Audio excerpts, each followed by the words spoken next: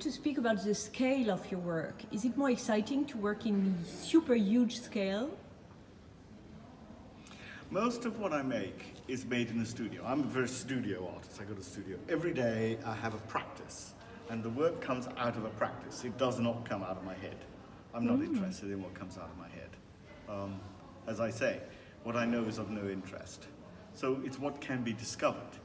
So therefore, most of what I make, 90% of what I make, is at sort of studio human scale, whatever. But I'm also interested in the tool. You know, scale is a tool of sculpture. Yes. It's not just shape and form, it's also the scale of an object. You know, how does it sit in a room? How does it live in the world? So I think we have not to be afraid of scale.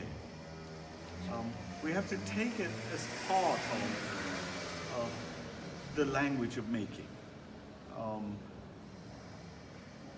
The other thing that's interesting about scale is that when a thing is of a certain scale, you can walk to it and go, it's going to be that big?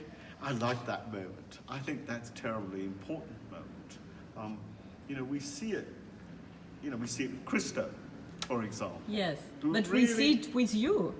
Well, I'm interested in it, but I mentioned Christo because, you know, he has, over the years, really, really understood that objects outside are objects of the city.